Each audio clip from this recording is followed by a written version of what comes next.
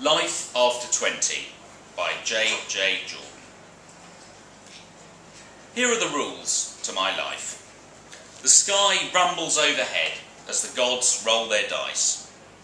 Most commonly the 20-sided variety.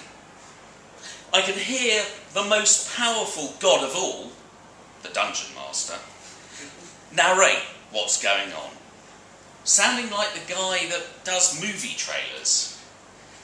I basically do whatever the DM says, and I can't resist the commands. Trust me, I've tried. One day, I woke up as the sky thundered with dice rolls, and I swore I had a few more days before game night. I'd been sleeping outside, right outside a dungeon door, for a week, and the DM started my day off like this. Edward was surprised at the arrival of a new adventurer. Some skin-clad barbarian babe with a giant sword appeared next to me. Hi, I'm Boobies McStabs-a-lot. Don't ask, my player named me, she said. Sounded like the DM invited over his 13-year-old cousin again. Hi, I'm Edward. No, don't care. You're probably going to die. Let's just get this over with. The DM spoke. After a brief introduction, they entered the dungeon, risking it all to find the lost treasure. And that was the joke of it all, you see. We risked our lives for these great treasures, but most of us died along the way. Then, if you were lucky enough to get there, the gods would make you spend all your treasure on crazy magic, the sole purpose of which was to help you get more treasure. I just wanted to buy a damned flat in town, bop out some kids that grew up to be accountants or something boring like that. Of course, I haven't died yet. Somebody once told me that I wear 2 layers of plot armour. Must be strong as hell considering all the stuff I've been through. We walked into the pitch-black dungeon and held our torches in front of us. Some of the tiles on the floor clearly operated as mechanisms for a trap. "Follow my steps," I said, tiptoeing around the trigger plates. McStab strutted along, not following me at all, and stepped on the switch. The whole floor gave way to a giant pit with spikes at the bottom. "No, not again!" I yelled. Whenever a partner died, I waited an hour while the gods rolled their dice to make me a new one. I just couldn't stand to be alone again. Then, a pair of hands grabbed the edge of the pit trap, and McStabs pulled herself out, not a scratch on her. "How did you live?" I asked. McStabs shrugged. "I have a lot of hit points." Deeper into the dungeon, we slaughtered a clan of goblins, crushed a stone ogre into dust, and saved a bunch of NPCs. Non-player characters are basically uninteresting dots. McStabs and I are the stars of the show, after all. The DM said, "The heroes easily conquer foe after foe, unknowingly heading straight into the lair of the Guardian." I wiggled my fingers like I cast a spell and said, "Ooh, foreshadowing."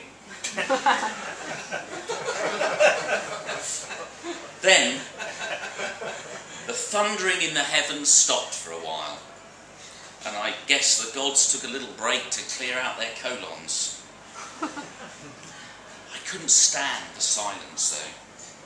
I struggled conversing with McStabs a lot, so I talked about something I was passionate about, something really interesting, myself. I picked up the super attack feat at level 2. That means by level 6, I'll hit for extra damage, then at level 7, "Oh my God!" McStabs yelled. What? I gripped my sword with both hands and looked around for a monster. You are such a dork, she said. A dork? What's that? Is that some kind of special race? Does it have cool bonuses? Maybe I'm a half dork. No, you are a full dork, she said. Ha! Awesome. Further down, we rescued some dwarven prisoners, stopped a dark elf wizard from underworld domination, and poached some excellent salamander eggs. Life could be interesting when fate operated by a 20-sided die. While eating breakfast, these eggs were huge, by the way. Think about a rugby ball stood on end.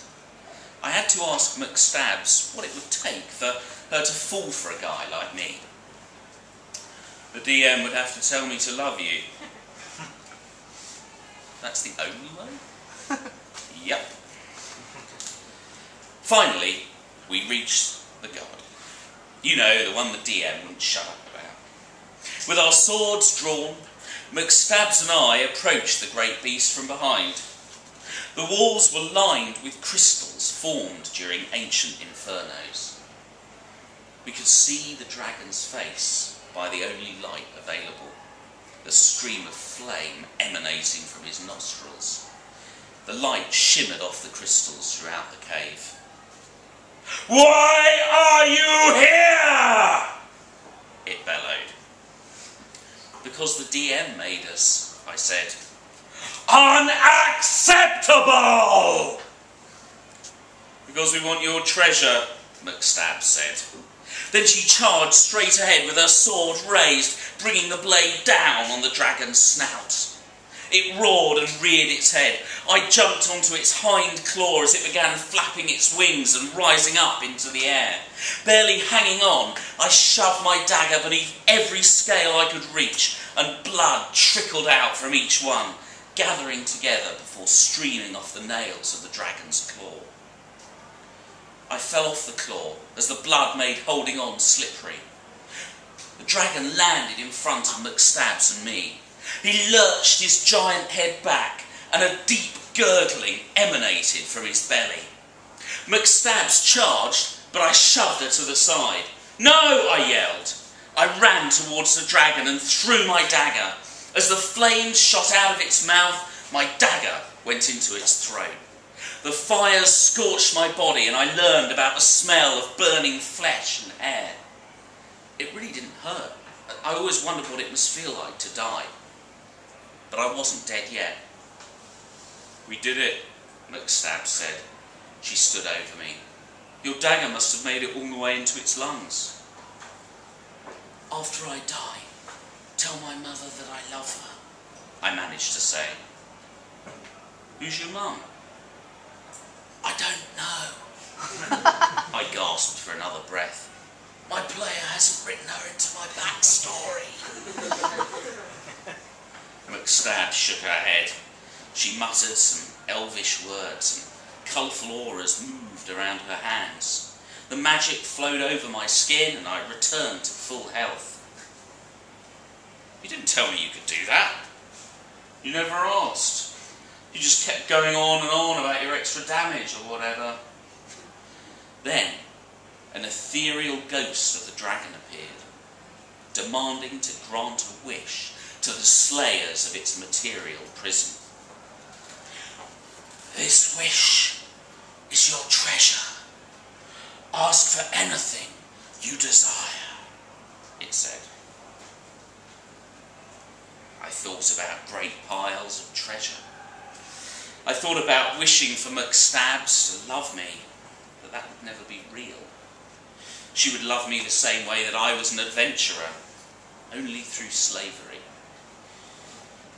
Then I thought about that flat in town and those little accountant kids. I wish to retire from adventuring with McStabs somewhere in town. Poof! It was done. McStabs wasn't too happy about it, but I won her round eventually. She starts a bar fight every now and then. Me, I'm happy, living my excitement through books. Life is a lot different as an NPC. One day, in the town square, I saw a guy I'd never seen before, walking around in bewilderment. He wore leather armour and had a bow slung across his back. "First day of existence?" I asked him. "Yeah," he said. "And what's up with all that noise?" He pointed to the sky. There was a rumbling of thunder. "Oh boy," I said. "You're in for a treat. Oh, that's the sound of a 20.